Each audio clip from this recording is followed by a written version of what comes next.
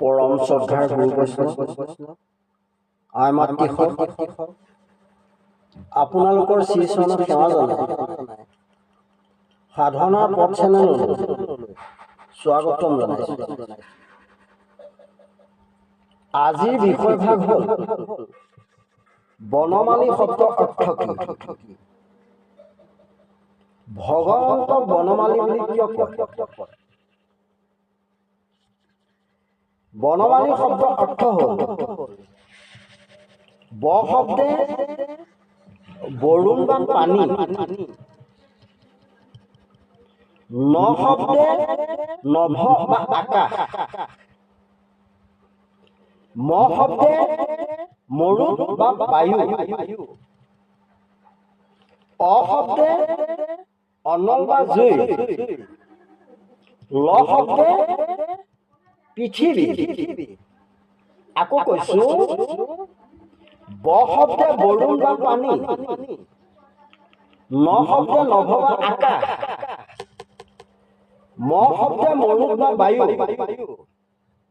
অ শব্দে অনল বা জুই, ল শব্দে পৃথিৱী। এই আছিল বনমালী শব্দৰ অৰ্থ। এতিয়া ভগৱন্ত প্ৰভুক কিয় বনমালী বুলি কয়? যদি আমি মাধৱদেৱ গুৰুজনাৰ নামঘোষাৰ নামাম্বৰ 150 নং ঘোষাভাগলৈ যাওঁ, তেতিয়াহ'লে প্ৰভু ভগৱন্ত বনমালী কিয় কয় জনাত সহজ হ'ব। ঘোষাভাগলৈ আহিছোঁ। ঘোষাভাগ হ'ল যি কাৰণে নাৰায়ণে পঞ্চভূতে পঞ্চবৰ্ণ মালা পিন্ধি প্ৰকাশ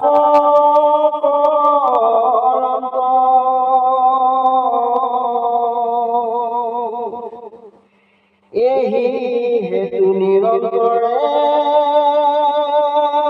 জানিবা বনমালী নাম ধৰিয়া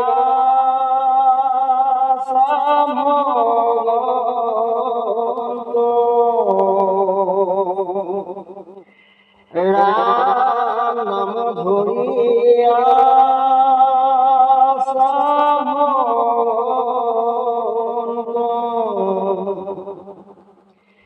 যি কাৰণে নাৰায়ণে পঞ্চভূতে পঞ্চবৰ্ণ মালা পিন্ধি প্ৰকাশ কৰন্ত এহি হেতু নিৰন্তৰে জানিবা বনমালী নাম ধৰি আছা ভগৱান। নাৰায়ণে পঞ্চভূতৰ প্ৰতীক স্বৰূপ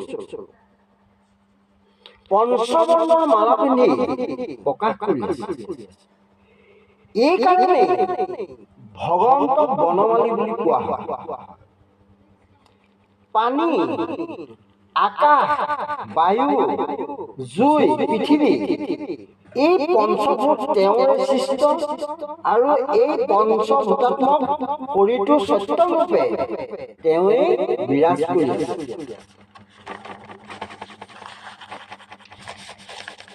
সেইকাৰণে তত্ত্বমূলকভাৱে পৰমেশ্বৰী পঞ্চভূত। এই পঞ্চভূতৰে প্ৰকাশিত দৃশ্যমান জগতখনক এডাল মালাৰে সৈতে তুলনা কৰা হৈছে। প্ৰভু ভগৱন্তই যেন এই পঞ্চভূতাত্মক জগতখনৰ এডাল মালাহে পিন্ধি নিজক প্ৰকাশ কৰিছে। আজি ইমানতেই সামৰণি মাৰিছোঁ। ওম বিষ্ণু, ওম বিষ্ণু, ওম বিষ্ণু।